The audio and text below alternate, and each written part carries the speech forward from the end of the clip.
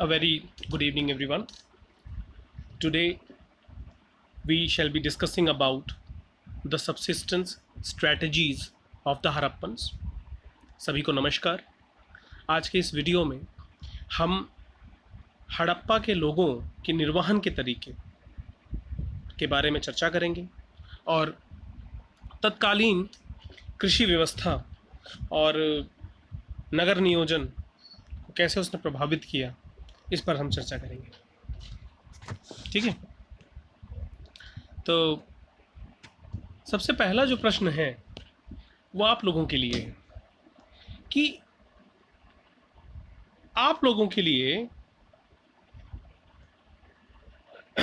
निर्वहन का क्या मतलब होता है। What is subsistence strategy for you? What is subsistence strategy for you? सबसे पहले हम बात करेंगे सबसिस्टेंस का मतलब क्या होता है। ठीक है, सबसिस्टेंस का अर्थ क्या होता है वो हम समझने की कोशिश करेंगे। हिंदी में इसको हम बोलते हैं निर्वहन। तो एक सिचुएशन मैं आप लोगों को देता हूं कि इमेजिन करिए कि आप उठते हैं एक दिन और ऐसा पता आपको चलता है कि आप और आपका परिवार इस धरती पर एकमात्र बचे हुए हैं। भगवान न करे कभी इस तरह की सिचुएशन आए। बच्चों, जिस कंडीशन में हम लोग अभी हैं, एक खतरनाक कंडीशन है वो। लोग बीमार पड़ रहे हैं, लोग बाहर निकल नहीं पा रहे हैं, एक भयानक बीमारी ने हमें घेर लिया है। तो उसी का एक बढ़ा हुआ रूप इमेजिन करिए कि कुछ ऐसा होता है कि आप और आपका परिवार एकमात्र बचा हुआ परिवार है इस धरती का। तो आप क्या करेंगे? आपके मन में पहली चीज़ क्या आएगी? पहला तो डर होगा। डर के साथ साथ सेफ्टी होगी कि पता नहीं हम लोग बचेंगे कि नहीं बचेंगे। और जब आपको ये पता चल जाएगा कि आप सेफ हैं काफ़ी, तो आपके दिमाग में क्या चलेगा? आपके दिमाग में एक बात ज़रूर आएगी, और वो बात है कि खाना किस प्रकार, हाउ टू एक्वायर फूड, और उसको कैसे लंबे समय तक चलाया जा सके। ठीक है, तो अर्ली ह्यूमंस की भी यही स्थिति थी। भूख एक बहुत बड़ी बात है, बहुत बड़ी चीज़ है। ये लोगों को सोने नहीं देती। अगर हल्का सा भी आभास हो कि कल शायद खाना नहीं मिलेगा तो हमें बहुत कष्ट होगा। और आप लोग समझ सकते हैं इस बात को। देश में, ये दुनिया में करोड़ों लोग ऐसे हैं जिन्हें 2 वक्त की रोटी नसीब नहीं होती। सोचिए उन लोगों की क्या स्थिति होगी आजकल, जिन्हें रोज़ कुआं खोदना है, रोज़ पानी पीना है। ये मैं उन दिहाड़ी मजदूरों की बात कर रहा हूँ, उन गरीब लोगों की बात कर रहा हूँ जो रोज़ बाहर निकलते थे, रोज़ पैसा कमाते थे और अपने परिवार का निर्वहन करते थे। आज वो कितने कष्ट में होंगे, सोचिए। तो मेरा जो पहला प्रश्न था आप लोगों के लिए कि सबसिस्टेंस का मतलब क्या होता है। सबसिस्टेंस का अर्थ होता है अपनी लाइफ को सपोर्ट करना। How to support life. ठीक है, लाइफ को कैसे सपोर्ट किया जाए, ये मैंने मार्क कर दिया है, आप देख लीजिए। तो आप लोगों ने 8th क्लास में, 9th क्लास में सबसिस्टेंस फार्मिंग के बारे में पढ़ा होगा कि एक ऐसी खेती जिसे हम अपने जीवन को चलाने के लिए करते हैं, यानी मार्केट के लिए नहीं करते हैं। मार्केट के लिए नहीं होता। सबसिस्टेंस का मतलब होता है आप कैसे अपने जीवन को आगे बढ़ाएंगे, और उसके लिए भोजन परम आवश्यक है। ठीक है, तो as per the historians, Harappans निम्न तरीकों से, जो मैं भी तरीके आपको बताने जा रहा हूं, उनके थ्रू वो भोजन प्राप्त करते थे। पहला है एग्रीकल्चर। देखो, बिना खेती के शहर नहीं बच सकते बच्चों, इसे आप हमेशा याद करिए। दिल्ली, मुंबई, कलकत्ता, न्यूयॉर्क, पेरिस, दुनिया के कोई भी शहर इसीलिए बना हुआ है क्योंकि उसके आसपास फूड सप्लाईज के लिए गांव होते हैं जो खेती बाड़ी करते हैं। सरप्लस जनरेट होता है, यानी निर्वहन खेती नहीं होती, सबसिस्टेंस खेती नहीं होती, सिर्फ अपना जीवन चलेगा। इतना प्रोडक्शन होगा कि शहरों में वो लोग जो कभी खेती नहीं करते, जैसे तुम और मैं, बच्चों, ना आप खेती कर रहे हैं ना मैं खेती कर रहा हूं, लेकिन रोज हम भोजन कर रहे हैं और वो भोजन आता है कृषि से। तो एक स्ट्रेटजी जो इंडस वैली सिविलाइजेशन के लोग भी करते थे वो थी कृषि। दूसरी स्ट्रेटजी है पेस्टोरलिज्म। ये पेस्टोरलिज्म का मतलब होता है आप जानवरों के साथ आप डेली मूव कर रहे हैं इधर से उधर। तो मैं ये नहीं कह रहा कि हड़प्पन्स डेली मूव करते थे, देवर सीडेंटरी पॉपुलेशन, वो एक जगह पर ही रुके रहते थे, लेकिन उनके संबंध उन लोगों के साथ थे जो पशुओं को लेके इधर से उधर घूमा करते थे, जिसको हम ट्रांसह्यूमेंस बोलते हैं। तो उनसे भी वो एक्सचेंज किया करते रहे होंगे, बार्टर सिस्टम आपको याद होगा। फिर हंटिंग एंड गैदरिंग भी चलता रहा होगा, क्योंकि ये एक ऐसी इकोनॉमी है जो आज तक चली आ रही है। ट्राइब्स की अगर हम बात करें, हंटिंग एंड गैदरिंग है, हंट करते हैं, शिकार करते हैं, गैदर करते हैं, यानी इकट्ठा करते हैं खाने को। फिर फॉरेजिंग एक बहुत पुरानी टेक्निक है, ये एंशिएंट टाइम से चली आ रही होगी, तो ये भी ज़रूर चलती रही होगी। कुछ ऐसे पदार्थ होते हैं, कुछ ऐसे खाद्य पदार्थ होते हैं, चाहे वो जानवरों के हों चाहे वो पौधों से हों, जिन्हें हम डोमेस्टिकेट नहीं करते, जिनको हम पालतू नहीं बनाते, लेकिन फिर भी हम यूज़ करते हैं। ठीक है, जैसे हम अगर पहाड़ों में रहते हैं तो पहाड़ों में कुंभी होती है, यानी मशरूम, ठीक है, जिसको शायद चौ भी बोलते हैं पहाड़ों में। उसको एक पर्टिकुलर टाइम पर ही लोग लेकर आते हैं, उसको उगाते नहीं हैं लेकिन उसको ढूंढते हैं, और ये खतरनाक भी है क्योंकि कभी कभी जहरीले भी लोग खा लेते हैं। तो फॉरेजिंग का मतलब हुआ एक ऐसा तरीका जहाँ पे नॉन कल्टिवेटेड क्रॉप्स को, एडिबल आइटम्स को हम चुनते हैं। ठीक है, फिर एक बहुत इंपॉर्टेंट और था, वो है फिशिंग, मछली पालना, सॉरी मछली मारना, मछलियों का शिकार करना और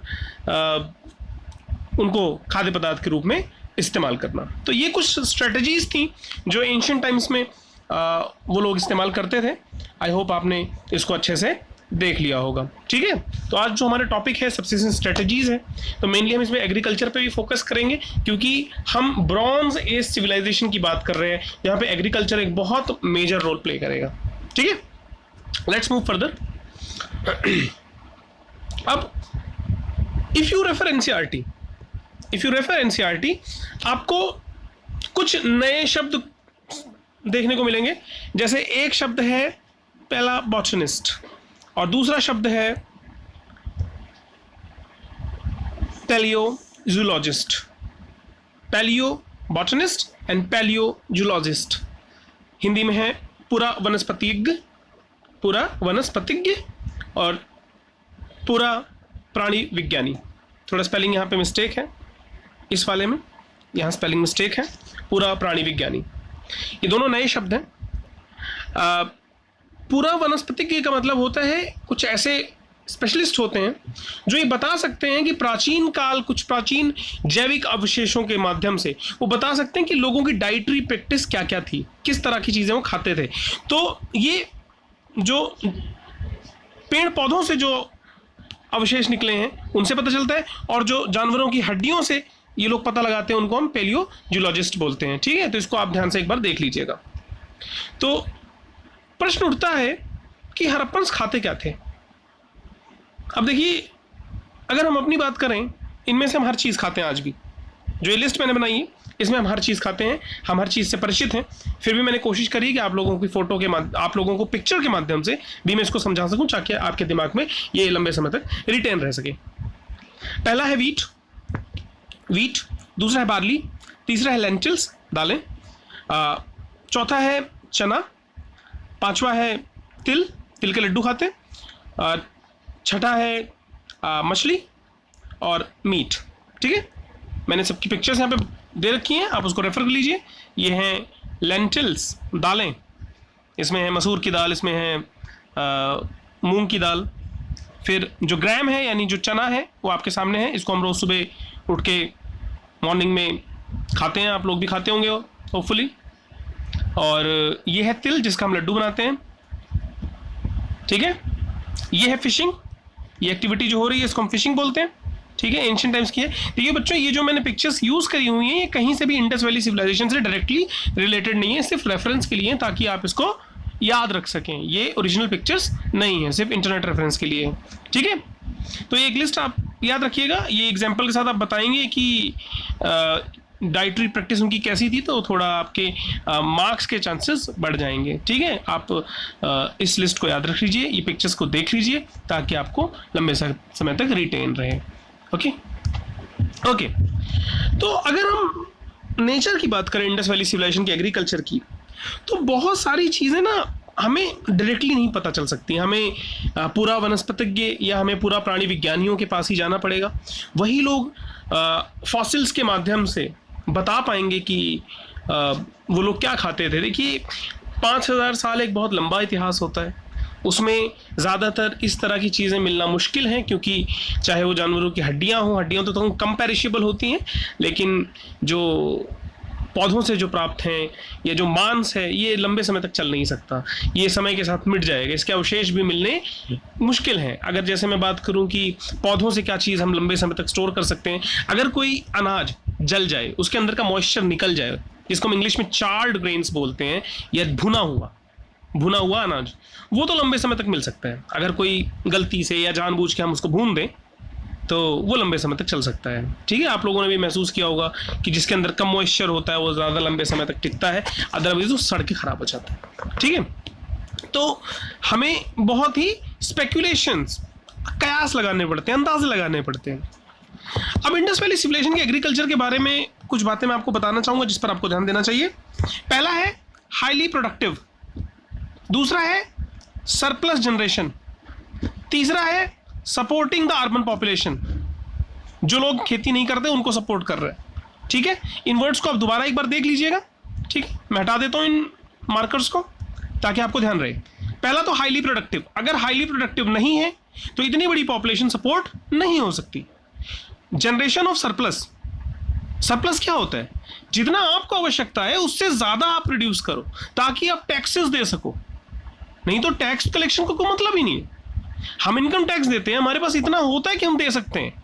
सोचिए हम 2 रुपए कमाएं और 3 रुपए हमें इनकम टैक्स देना पड़े, is it possible for us to give? No, it is not possible. तो टैक्सेशन का जो कॉन्सेप्ट है पूरा वो सरप्लस इनकम पर आता है, सब्सिस्टेंस इनकम पे नहीं आएगा। ये आप ध्यान रखिएगा। जिन लोगों को निर्वाहन की जरूरत है वो टैक्स नहीं दे सकते। और आपको पता होना चाहिए, चूंकि एक शहरी सभ्यता थी तो वहां पे हजारों लोगों को जरूरत थी खेती से जुड़ी चीजों की, क्योंकि वो स्वयं खेती नहीं करते थे। ठीक है, तो अभी मैंने एक लिस्ट बना रखी है, उसे आप देखिएगा।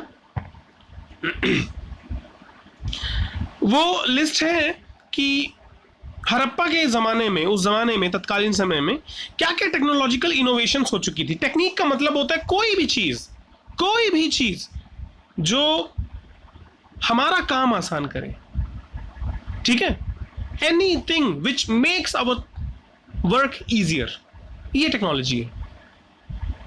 तो ये नहीं सोचना कि हल कैसे टेक्नोलॉजी हो सकती है, हल उस ज़माने की एक टेक्नोलॉजी है। ठीक है, तो जो आज हम डिस्कस करेंगे ये ज़्यादातर बड़ी सामान्य चीज़ें हैं, लेकिन उस ज़माने के लिए एक बड़ी रेवोल्यूशनरी स्टेप्स नहीं होंगी वो। पहला है हल। देखिए आपको याद रखना चाहिए कि इंडस वैली सिविलाइजेशन एक ब्रॉन्ज एज सिविलाइजेशन है, यानी कि यहां पर लोहे का प्रयोग नहीं होता था। ठीक है, तांबा, और तांबा का एक एलॉय होता है ब्रॉन्ज, कांसा, उसको हम बोलते हैं कान से कालीन सभ्यता, जहां पे तांबा और कांसा, यानी तांबे के अंदर अगर हम टिन को मिला दें तो कांसा बन जाएगा। ये एक एलॉय है, मिक्सचर है एक तरह से।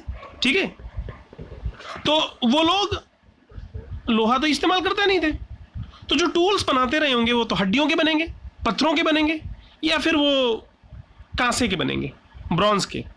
ठीक है, ये ध्यान रखना है। तो जो हल हमें मिलता है वो मॉडल्स के थ्रू हमने इन्फर किया है। बच्चों को खिलौने बनाते थे जिसमें हल बना हुआ था, और वो अगर आपको देखना है तो ये देख लीजिए, ये एक मिट्टी का हल बना हुआ है, ये हमें मिला है हरियाणा के बनवाली में। ठीक है, इसके अलावा जो पुरातत्व शास्त्री हैं, एक्सकवेटर्स हैं, उन्होंने कालीबंगन में एक जुता हुआ खेत, प्लोड फील्ड, कालीबंगन है राजस्थान में। ठीक है, जितने भी प्लेसेस का मैं नाम आज आपको बता रहा हूं, प्लीज उनको जाकर आप मैप में लोकेट करिए। इससे पहले के वीडियोस में मैंने आपको मैप्स दिखाए हुए हैं। अगर लास्ट में जब मैं चैप्टर को कंक्लूड करूंगा तो पूरी एक मैप सीरीज चलाऊंगा उसमें मैं, ठीक है। ओके, दूसरी जो टेक्नोलॉजी थी वो using animal power, harnessing animal power. बैलों का प्रयोग करते रहे होंगे वो लोग इस हल को चलाने के लिए। तीसरा है ब्लेड्स, हंसिया। जो लोग गांव से ताल्लुक रखते हैं उनको हंसिया के बारे में पता होगा। हंसिया से हम कटाई करते हैं, तो उस जमाने में जो ब्लेड्स होती थी वो बनती थी, उनको हिंदी में फलक बोलते हैं, वो बनती थी बोन्स के साथ या स्टोन्स के साथ, ठीक है। कई बार हमें कांसे की, ब्रॉन्ज की भी हंसिया मिली हुई है। फिर चौथी जो टेक्नोलॉजी थी वो थी कैनाल मेकिंग। इन लोगों ने नहरों का भी प्रयोग किया है। शोरतुघई एक जगह का नाम है अफगानिस्तान में। जब मैंने फर्स्ट लेक्चर शुरू किया, वीडियो बनाई थी, तो मैं शोरतुघई का जिक्र किया था, आप प्लीज उसको जाके चेक कीजिए। शोरतुघई में कैनाल्स की बहुत ज्यादा एविडेंसेस हमें मिले, जबकि पंजाब और सिंध में कैनाल्स की एविडेंसेस नहीं मिली हैं। देखिए, इसके दो रीजन हो सकते हैं, क्योंकि पंजाब और सिंध में सिंधु नदी बह रही है इसलिए ज्यादा जरूरत नहीं पड़ी होगी, या फिर जो पुरानी नहरें बनी भी होंगी उनके अंदर गाद भर गई होगी, सिल्ट भर गई होगी और वो डिस्ट्रॉय हो गई होंगी, इसलिए हमें पता नहीं चल पा रहा उनके बारे में। और पांचवा है वेल्स, कुएं खोदे उन लोगों ने। और छठा है रिजर्वॉयर, जलाशय बनाए। कुएं के बारे में इंडस वैली सिविलाइजेशन बहुत उन्नत है। मोहनजोदारो, हड़प्पा में आपको बहुत बतेरे कुएं मिलेंगे। उसी तरह जब हम टैंक्स की बात करते हैं, जलाशयों या तालाबों की बात करते हैं मैन मेड, तो धोलावीरा एक बहुत इंपॉर्टेंट जगह है गुजरात में। धोलावीरा को जल दुर्ग भी बोलते हैं, क्योंकि जिस इलाके में धोलावीरा की लोकेशन है वो बहुत ही एरिड है, वहां पे पानी नहीं बरसता, बहुत कम पानी बरसता है। तो पानी के संचयन के लिए उन लोगों ने रिजर्वॉयर्स बना रखे थे और मोस्ट प्रोबेबली उसका वो इस्तेमाल भी करते रहे होंगे। देखिए, मैंने आप लोगों के रेफरेंस के लिए कुछ पिक्चर्स ऐड करी हुई है। देखिए, कैनाल्स बनाते हुए लोग हैं। ये रेफरेंस के लिए इमेज है, ये इंडस वैली सिविलाइजेशन से नहीं है, ठीक है। ये धोलावीरा की एक्चुअल इमेज है जहां पे उन्होंने जलाशय बना रखा है। और पहला, जैसे मैंने आपको बताया, ये एक प्लो है जो बच्चों के खेलने के लिए बनाया गया था, मिट्टी का है। तो उससे हमें ये पता चलता है कि जरूर वो लोग खेती में इसका इस्तेमाल करते रहे होंगे, अदरवाइज इसको बनाएंगे क्यों। अगर हम आपको अभी एक टास्क दें कि आप कुछ नया क्रिएटिव करके दिखाइए, तो ऑब्वियसली आप उन चीज़ों को ज़रूर यूज़ करेंगे, उन चीज़ों को उसमें लाने की कोशिश करेंगे जिनको आप डेली यूज़ करते हैं, ठीक है। तो ये आप ध्यान रखिए। अब कुछ क्लूज हमें मिलते हैं एक्सकवेशंस के थ्रू। पुरातत्व शास्त्री इसको खोज के निकालते हैं। जैसे इस मॉडल को देखिए, ये एक क्ले मॉडल है जिसके अंदर एक बैलगाड़ी बनी हुई है, उसको बैल खींच रहे हैं, पीछे कुछ अनाज जैसा रखा हुआ है और पहिए का इस्तेमाल किया गया है। एक टिपिकल विलेज सीन आराम से समझ में आएगा हमें इसको देखकर। इसका मतलब खेती बाड़ी में वो लोग बैलगाड़ियों का प्रयोग करते थे।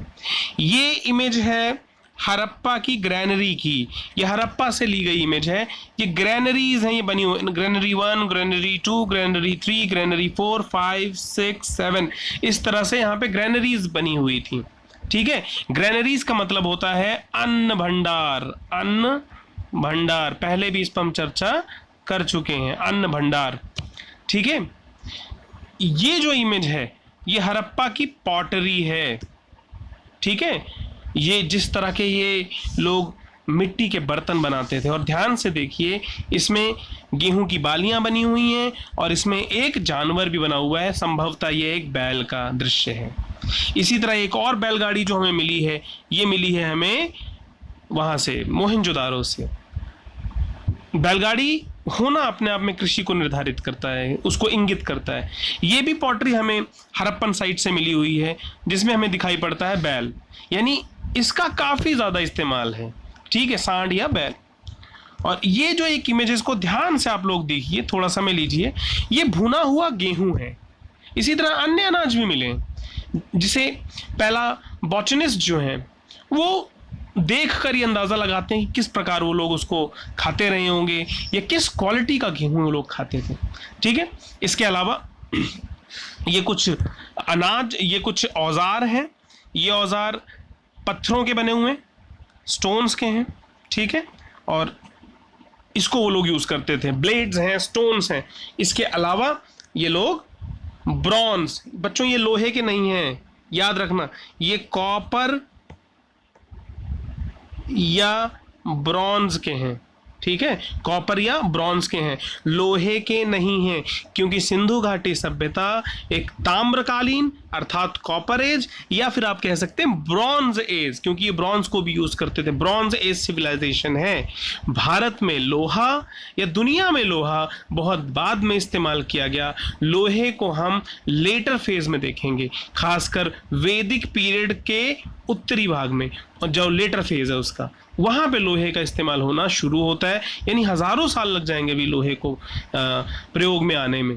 तो याद रखना बच्चों, खेती बहुत ज़रूरी थी, हंटिंग भी ज़रूरी थी, फॉरेजिंग भी ज़रूरी थी, और जिस तरह की उन्होंने टूल टेक्नोलॉजी बनाई हुई थी वो उस ज़माने में काफ़ी एडवांस्ड थी। ठीक है, आप प्लीज़ माइक्रो नोट्स बनाइए, एनसीईआरटी के उस सेक्शन को ज़रूर पढ़िए, ठीक है, जिसके अंदर strategies for subsistence and agricultural technology है। प्लीज़ इस वीडियो और उस टेक्स्ट को पढ़ेंगे, आपके लिए बहुत आसानी हो जाएगी। आज मैंने कोई होमवर्क आपको नहीं दिया है, नेक्स्ट टाइम मैं कोशिश करूँगा देने की। अगर कोई क्वेश्चन इस स्लाइड से रिलेटेड हो, इस वीडियो से रिलेटेड हो, प्लीज़ कमेंट बॉक्स में आप डाल दीजिए। धन्यवाद, आपका दिन शुभ।